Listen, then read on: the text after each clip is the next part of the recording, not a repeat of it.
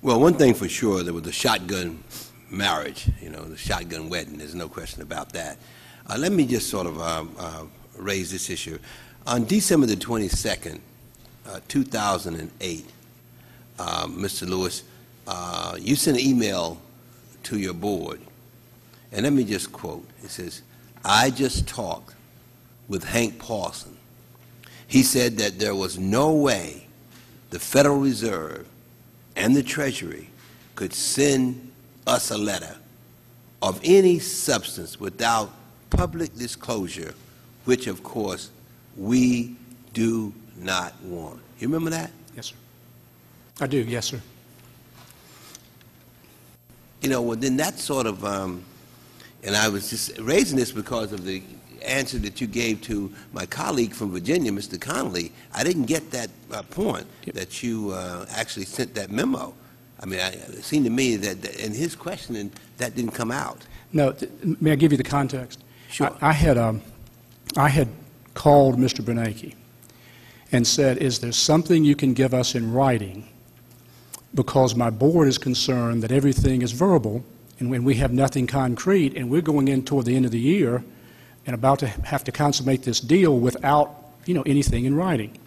And he said, let me think about it.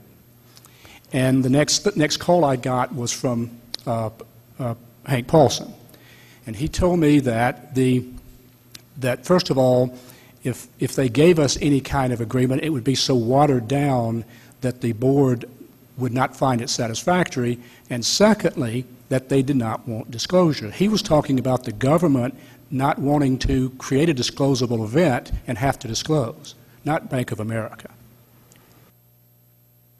You sure didn't make that clear with my colleague from Virginia, but let me just move on. Well, I apologize. I would have. Let me, Congresswoman Kaptur from Ohio. Thank you, Mr. Chairman, very much. Mr. Lewis, I've been here since this morning and find your testimony a bit disquieting today for some of the following reasons. Bank of America owns 49.9% of BlackRock, but you seem not to know anything of its activities. Number two, you are the person who was in charge when Bank of America acquired Countrywide over a year ago, but you apparently weren't aware of its books and the losses inherent in that purchase. Number three, you are the CEO of the largest bank in the country, and you seem to present yourself as having a rather hands-off relationship with the Federal Reserve and the Treasury. I find that somewhat incredulous. So let me ask some follow-up questions. In terms of the purchase of BlackRock, that was a part of your Merrill Lynch merger. It's my understanding that BlackRock now is valued at over $1.3 trillion, and that they've just received 5 no-bid contracts from the Federal Reserve, among them managing troubled subprime mortgages in the Freddie Mac and Fannie Mae portfolios. The people of the United States have, through the Fed, have propped up Fannie and Freddie now to the tune of over $200 billion. For the record, can you provide the contract that BlackRock has with the Fed, particularly the one regarding the management of Fannie Mae and Freddie Mac's portfolios? I don't know if I can, because again, we don't run BlackRock. We have 2 or 3 seats on the board, but we don't have a CEO or a chairman, and he does not report to anybody in Bank of America Merrill Lynch. And yet so, you own 49.9% of it. Isn't that a rather strange relationship? We don't own 51%. That would be the difference. Do you know how much BlackRock will earn from that contract with the Federal Reserve to manage Fannie and Freddie paper? No, possibly some of our board members would, but I don't. Let me mention, the New York Times wrote the following: can a company that is being paid to price and sell troubled assets for the government buy the same kinds of assets for private clients without showing preference? And should the government seek counsel from a company whose clients stand to make or lose billions if those policies are enacted? Can you outline for us how the Bank of America will avoid conflict of interest in its mortgage portfolios and insider dealing charges as mortgage portfolios are resolved and Bank of America mortgages are involved when BlackRock is actually the designee to manage the Freddie and Fannie portfolios on behalf of the Federal Reserve? Yeah, BlackRock would have to manage those, with the client would have to manage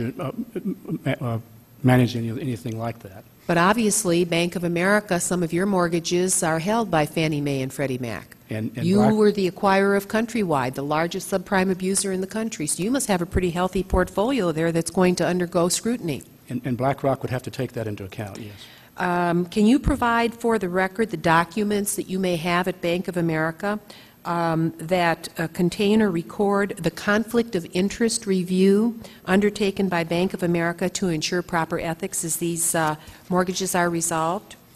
The conflict would be with BlackRock and the client, which would be Fannie Mae. And by the way, Countrywide is doing quite well, and we have changed their policies dramatically to become one of the most responsible lenders in the country. Well, you know, I think there's a whole hearing that could be held just on Countrywide. And it would be pre-Bank of America. And are any of the former Countrywide staff on your staff now at Bank of America? There's some staff, but nobody in executive management. I beg your pardon? Nobody in executive management. We sent our CEO to run the company, a woman named Barbara DeSore.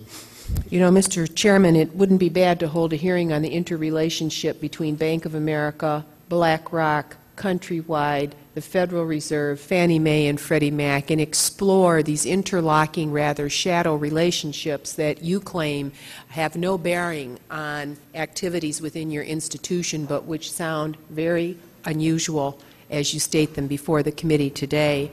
I wanted to just, in my second question here, relating to Superior Bank, which had the largest settlement in American history at the FDIC in 2001, over $450 million as a result of their subprime activities in Chicago and beyond, including servicing by Merrill Lynch, which is how you would acquire the Superior loans, troubled loans.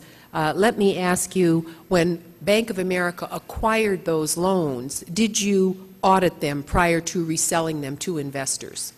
I'm not sure of that transaction, so I'd have to get you somebody who was more familiar with the transaction. Well, then explain to us, as head of this massive and important bank in our country, what is your plan for dealing with bad loans, such as the Superior loans that came to you through the FDIC Merrill acquisition?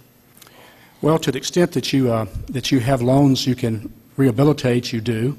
To the extent that you can sell loans for a discount, you do.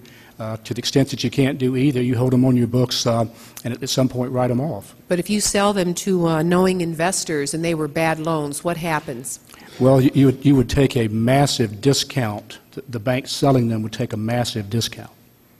Well, I would certainly like the paper trail, the audit trail on those Superior loans that your bank has been handling. I thank you, Mr. Chairman. Right. Thank you very much. Thank the gentlewoman from Ohio. And now yield 5 minutes. Mr. Chairman, may I ask the Chairman to yield just for a second? May I place in the record an article from the Atlantic Monthly, May 2009, on the financial crisis, please? Without objection. Thank you. I ask unanimous consent to insert all the emails that I offered on the screen there for the record. Right. Without objection. Gentleman from Maryland. Thank you very much, Mr. Chairman. And